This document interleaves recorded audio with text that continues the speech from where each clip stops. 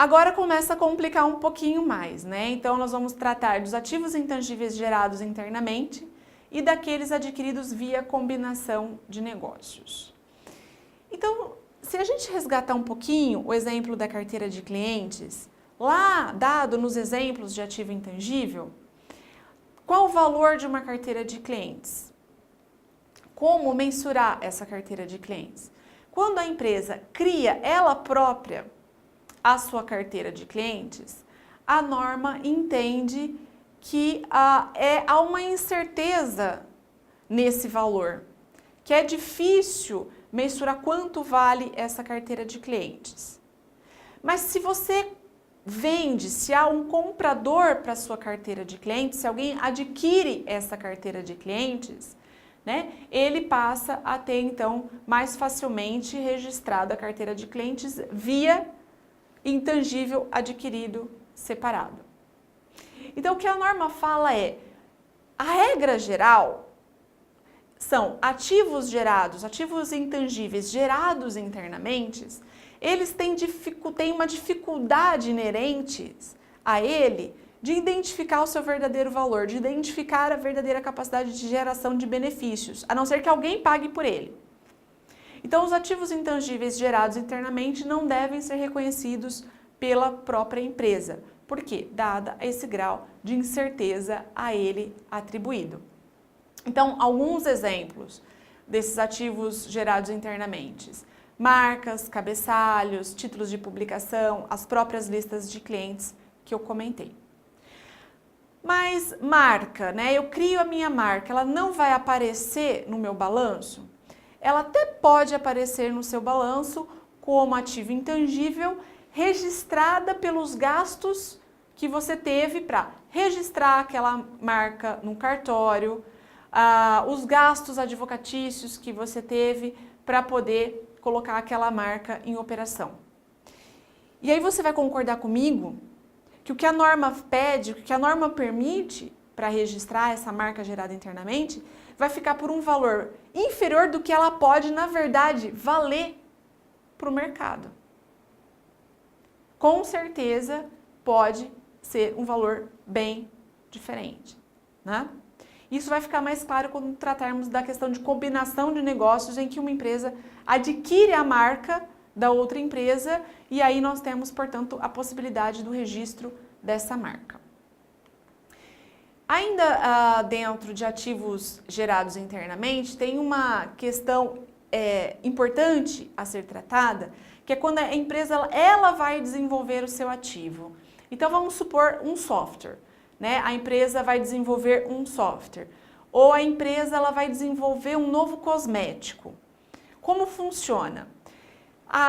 Nós temos que observar aí nesse ponto duas fases importantes, né? Uma fase de pesquisa e uma fase de desenvolvimento desse produto. Uma fase de pesquisa, a empresa ela está mais próxima de um nível de incerteza maior, concorda? Ela ainda não sabe se aquele produto vai dar certo, ela precisa fazer uma série de testes, tem aspectos que ela tem certeza, que ela tem dúvida, né? Então, esse tipo de essência, esse tipo de substrato ou esse tipo de mecanismo no software, fase de pesquisa é uma fase para análise, é uma fase para investigação. Se é uma fase para investigação, é uma fase que por si só está relacionada a um aspecto de incerteza. Então, quando a empresa está nesse estágio do desenvolvimento do seu intangível, numa fase de pesquisa, os gastos relacionados com essa fase não vão ser ativados no balanço patrimonial e vão ser lançados na demonstração de resultados do exercício como despesa. Por outro lado, quando finaliza a fase de pesquisa, a empresa começa a ter mais certeza, ela já sabe o produto que ela vai lançar e ela começa a colocar esforços para a produção, para a criação daquele material ou daquele produto, nós podemos considerar que estamos numa fase do desenvolvimento. Aí, nesse caso, os gastos, quando ficar evidente que é uma fase de desenvolvimento, eles poderão ser ativados começando então a fazer parte, a aparecer esse ativo intangível no balanço patrimonial da empresa. Mas, na dúvida, né, de valores dentro dessa fase que podem ser ativados, a empresa precisa observar 3 aspectos. Esse produto, esse material novo que ela está desenvolvendo, a empresa possui uma viabilidade técnica para concluir esse ativo? Esse ativo é provável que vai gerar benefícios econômicos futuros para a companhia? E a empresa pode mensurar esses gastos, os dispêndios no desenvolvimento deste produto ou serviço, ou desse produto ou material com segurança? Então, se responder sim a essas 3 questões, esses gastos podem ser ativados. Vamos fazer um exemplo, vamos observar um exemplo como que ficaria essas questões. Então, por exemplo, a High-Tech Service Corporation emprega pesquisadores em unidades ao redor do mundo. O tempo dos empregados é a base sobre a qual são feitas muitas cobranças aos clientes.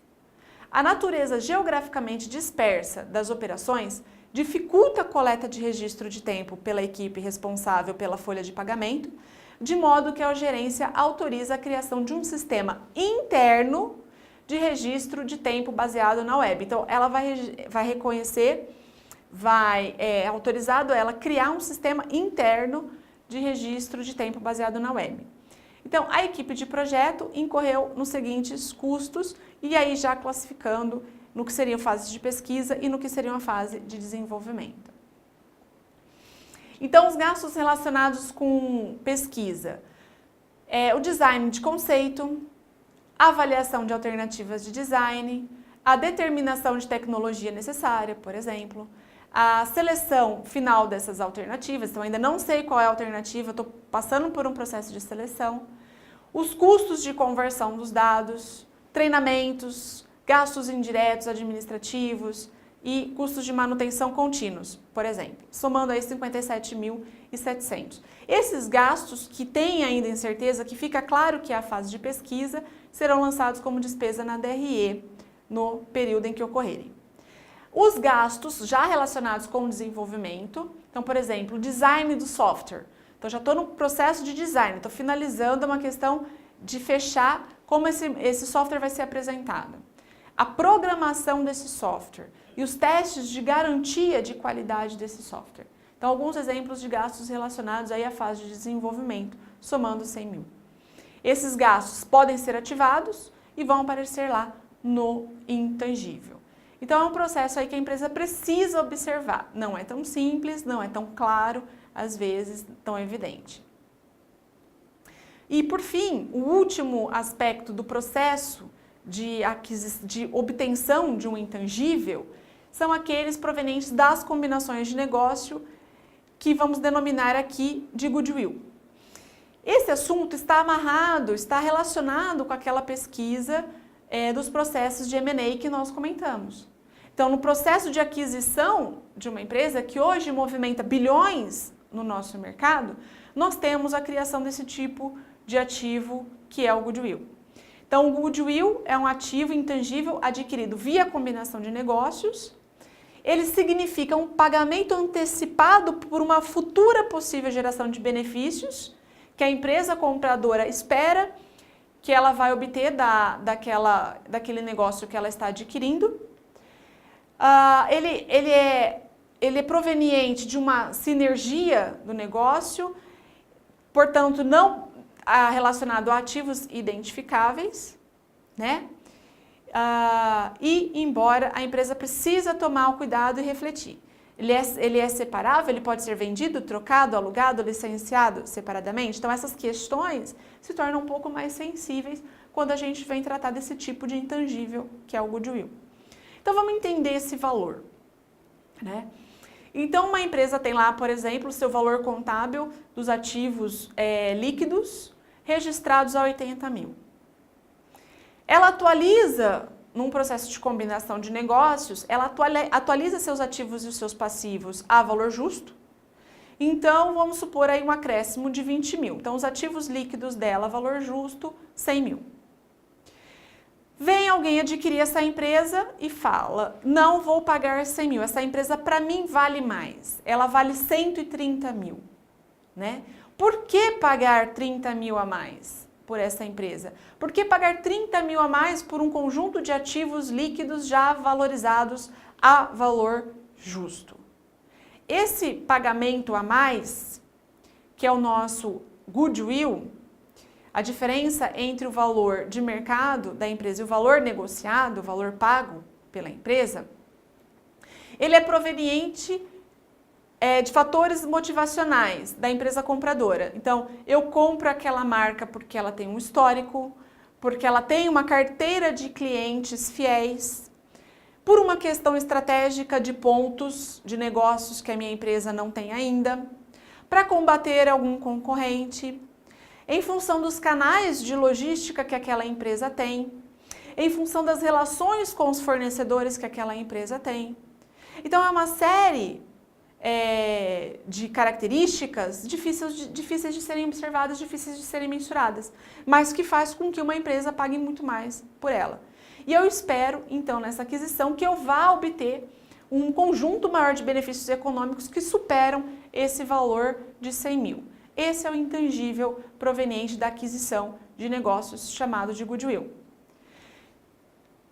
Percebe que começa a ficar um pouco mais complicado eu separar, identificar esse ativo dos demais outros ativos, né, desse processo de aquisição? Então, esse goodwill, esse intangível, ele, quando adquirido, vai ser registrado por essa diferença entre o valor de mercado e o valor pago, não sujeito, a princípio, à amortização, mas sujeito a testes de impairment, que nós vamos detalhar um pouquinho mais para frente essas questões.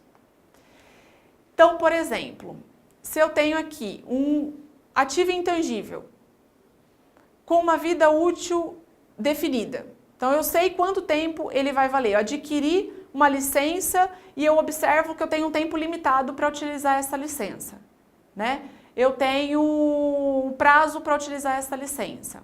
Isso está definido no contrato, ou isso está definido na característica tecnológica relacionada a esse ativo que eu adquiri. Quando tem esse tipo de ativo intangível, com uma vida útil definida, e eu vou utilizar o método de avaliação a custo, a empresa ela vai amortizar esse intangível, registrando a despesa de amortização e amortização acumulada lá no grupo do intangível, vai fazer uma revisão periódica dessa vida útil e mesmo assim ela precisa observar se há sinais da perda por imparidade, se houver aplicar o teste de impairment. Continuando ao caso da nossa high-tech, com a construção, com a criação do sistema de software para controle de tempo dos funcionários. Nós observamos que dos 57.700 gastos na fase de pesquisa foram despesa, mas que os 100 mil gastos na fase de desenvolvimento foram ativados. Então, nesse caso, como fica? Supondo que ela espera que esse software terá uma duração de 5 anos, como que ficaria essa amortização mensal? Então, são 100 mil do valor desse intangível que ela colocou, são relacionados aos gastos do desenvolvimento, dividido aí por 60 meses. Vai debitar a despesa de amortização na DRE e vai acreditar a amortização acumulada lá no grupo de intangível. Agora, por outro lado, se nós temos os ativos intangíveis de vida útil indefinida, então uma marca, por exemplo, uma própria uso da carteira de clientes que eu adquiri, né? Eu adquiri uma empresa, eu adquiri a marca daquela empresa e eu não sei quanto tempo ela vai aí me durar. Pode me durar um período indefinido, né? Um período indefinido. Importante não confundir indefinido com infinito. Indefinido é aquilo que eu não defino hoje, mas não significa que ele será infinito, né? Pode ser que em algum momento, revisando essa vida útil, eu possa identificar que ele passa a ter uma vida útil definida. Mas no caso, então, ainda sendo indefinido, não tem um limite de tempo, eu não tenho algo que me defina um prazo para geração, para obtenção desses fluxos futuros. O que a empresa vai fazer se ela adotar um modelo de custo, esse ativo intangível estiver registrado pelo valor de custo? Vai fazer a revisão anual dessa vida útil para verificar se ela não passa então a ser definida. Ela precisa divulgar. Por quê? O que sustenta a afirmação de que é um ativo com uma vida útil indefinida? Então ela não vai passar pelo processo de amortização, como no caso do goodwill, mas vai passar pelos testes de impairment. Periodicamente, preciso verificar se há uma perda, se houver, registrar essa perda no resultado do exercício. Então, um exemplo desse processo de aquisição de goodwill, né, de ativo intangível em combinação de negócios e como que fica esse registro. Vamos supor a empresa investe, ela vai adquirir uma marca, só a marca, né, a Caco-Laco, uma das maiores marcas de refrigerante do mundo, pagando o valor de 1 bilhão. Então ela adquiriu essa marca. Vai lá debitar a marca no grupo de contas do ativo intangível do balanço patrimonial e vai acreditar no disponível. Não sei, não tem uma visualização clara de quanto tempo vai me durar. Eu espero que ela me dure essa marca muitos anos aí para frente. Então esse valor, esse intangível, ele não vai sofrer o processo de amortização, mas ele vai sofrer, passar pelos testes de impairment de acordo com o CPC 01. E importante destacar que nesse caso, uma vez reconhecida a perda por impairment desse goodwill, dessa marca, essa perda ela não pode ser revertida em outros períodos. Agora, saindo um pouquinho do método de custo, né, de mensuração de custo do intangível, nós temos um segundo método, que é o método de reavaliação. Para adotar esse método de reavaliação, a primeira coisa que deve ser feita é observar se ele é permitido legalmente no seu país. No caso do Brasil, nós não temos a permissão legal desse método, mas ele é um método possível em outros países. Então, como que funciona esse método? Então, o ativo intangível, ele foi lá adquirido a custo, registrado a custo.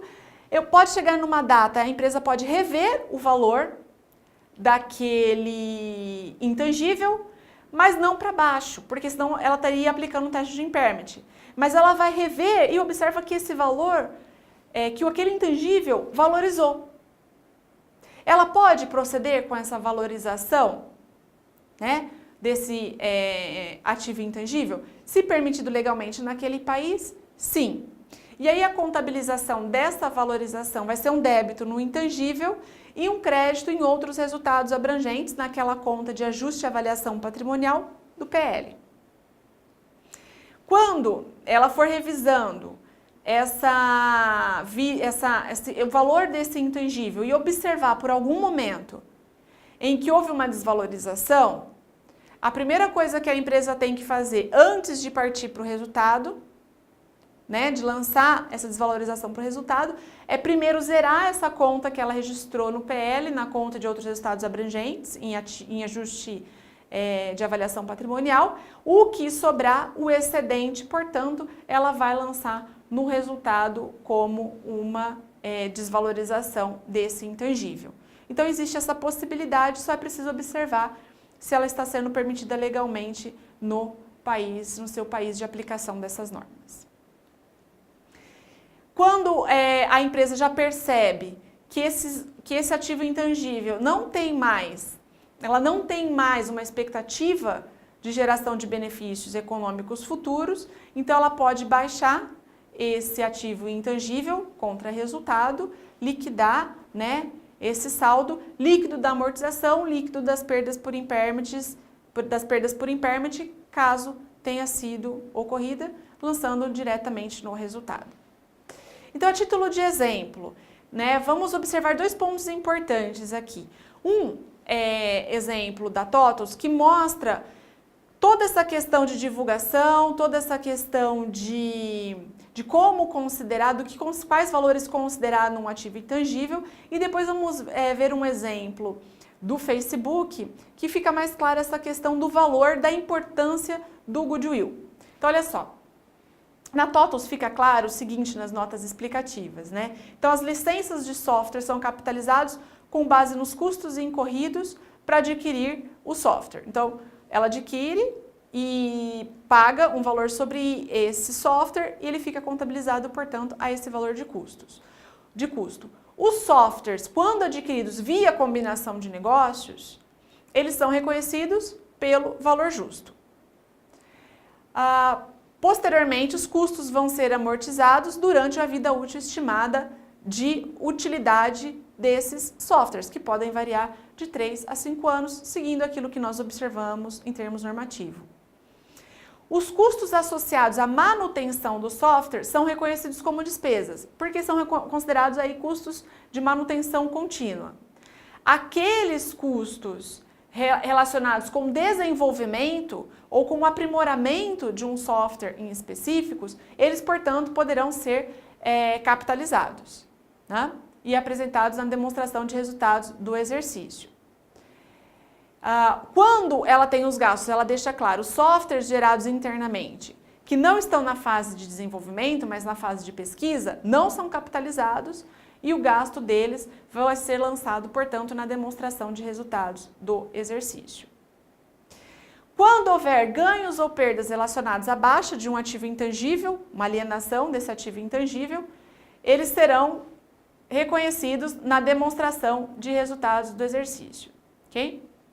Então, quando houver ganhos resultantes da baixa de um ativo intangível, pela não utilidade mais desse ativo, pela falta de geração de benefícios econômicos futuros, eles serão reconhecidos na demonstração de resultados do exercício. Então, um exemplo da nota da TOTVS, então ela abre pelos tipos de intangível, né? Então, software, marcas e patentes, as carteiras de clientes, os ágios, e aí ela tem as aquisições, as baixas, as variações cambiais, são todas as informações exigidas para serem divulgadas nesses casos de ativo intangível. A taxa média de amortização de cada ativo, então nós observamos que o software varia de 10% a 20%, os gastos com marcas e patentes de 6,7% a 8%, mas que o ágio, que é o goodwill, eles não fazem parte, não têm essa taxa de amortização, mas sofrem com as perdas de impairment. E no mundo digital, como será que essas questões elas são abordadas? Como será que a contabilidade se insere? Aqui a gente tem um pouquinho de diferença e cabe uma série de reflexões nesse sentido.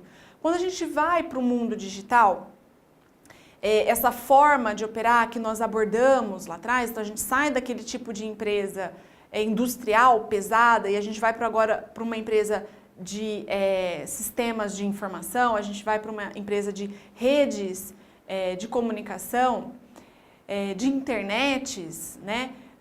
Como que esse processo de mensuração do intangível se dá? Será que tudo isso que nós abordamos se encaixa de maneira assim tão fácil? Nesse tipo de negócio novo? Nesse tipo de abordagem, desse dinamismo novo do mercado? Então a gente começa a perceber que aqui a gente precisa novamente de uma evolução da contabilidade para atender agora essas novas exigências desse novo tipo de negócios que a gente tem no mercado. As startups, por exemplo, elas não têm uma possibilidade de mensuração do valor dessas startups no início. Elas têm uma movimentação de investimento, nós temos os investidores, os angels, nós temos os desenvolvimentos das ideias, mas isso, de acordo com o que a norma hoje nos pede, são despesa. E elas, desde o início, têm um valor e que pode ser muito maior do que, de fato, elas têm de ativos registrados, mas que não são apresentados para os usuários tomarem as decisões. Vamos observar, como exemplo, o caso da aquisição, dentre as diversas aquisições que o Facebook fez, vamos destacar a aquisição do WhatsApp. Quando o Facebook adquiriu o WhatsApp, ele avaliou os ativos do WhatsApp e estavam lá registrados por um valor. E o Facebook paga um valor acima, né, desse valor de registro dos ativos para adquirir esse WhatsApp. Por que ele faz isso? Ele faz isso porque ele tem uma expectativa de geração de benefícios desse WhatsApp, maior, ele sabe que é maior do que o valor dos registros que a contabilidade consegue e permite mensurar nesse momento. Então, para nós entendermos a divergência desses valores, vamos observar essa parte da nota explicativa do Facebook lá de 2014, no período da aquisição do WhatsApp. Então, ele deixa claro que o valor dos ativos líquidos do WhatsApp, naquela data, no processo de aquisição, valiam em torno de quase 2 milhões, os ativos líquidos do WhatsApp. Quanto o Facebook paga? Ele paga a mais por esse valor quase 7 vezes.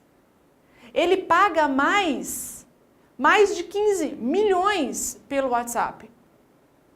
Né? Então, por que ele faz isso? Por que ele tem esse goodwill? Por que ele paga 15 milhões a mais do que vale os ativos líquidos do WhatsApp? Por que ele faz isso?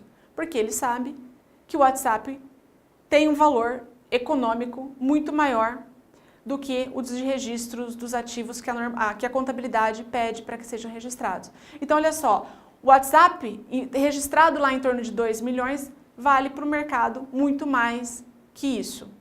Vale mais de 17 milhões aí para o mercado. Né? Mauri, acho que eu errei. Mauri, eu acho que eu errei. Você concorda comigo que é bilhões? Bilhões. Então eu vou voltar, tá? Então vamos entender, vamos observar essa nota explicativa do Facebook que retrata essa aquisição do WhatsApp. Então, quando o Facebook vai comprar o WhatsApp, ele verifica que os ativos líquidos do WhatsApp estavam registrados em torno de 2 bilhões. Mas por que ele paga pelo WhatsApp quase 7 vezes mais que isso? Né? Mais de 15 bilhões nessa operação. Porque o Facebook sabe que a capacidade de geração de benefícios futuros para ele com a aquisição do WhatsApp, no mínimo, ele espera que vá superar esses 15 bilhões a mais. Isso significa que o WhatsApp, antes registrado, funcionando como WhatsApp, não podia reconhecer, não podia registrar essa valorização, esse valor que na verdade ele tinha para o mercado. Isso só foi possível no processo de aquisição via combinação de negócios. O Facebook deixa claro, quando ele separa nas notas explicativas deles os ativos intangíveis com vida útil definida, né, e divulga essas taxas, esses anos. Então, por exemplo, os ativos intangíveis, as patentes adquiridas com vida útil definida variam aí de 2 a 18 anos. E fica como exemplo observar que no caso de um ativo intangível com vida útil indefinida, esse valor não aparece, portanto não faz a amortização, mas se faz o teste de impairment e o goodwill. E uma notinha só para deixar claro que até o ano de 2017, nenhuma perda por impairment havia sido reconhecida nesse goodwill. Né? Na aquisição do WhatsApp, por exemplo, em 2014 até o ano de 2017, nenhuma perda foi reconhecida nessa visualização do Facebook de 15 bilhões, valendo a mais do que estava registrado o valor contábil do WhatsApp. Para finalizarmos e entender a importância desse assunto, né, do ativo intangível nesse contexto novo, desse novo paradigma, desse novo tipo de negócios que as empresas elas apresentam, vamos observar o balanço patrimonial do Facebook no ano de 2014. O goodwill da aquisição, né, praticamente desses 17 bilhões 981 milhões, mais de 15 bilhões referente à aquisição do WhatsApp, representa em torno de 50% do total de ativos do Facebook.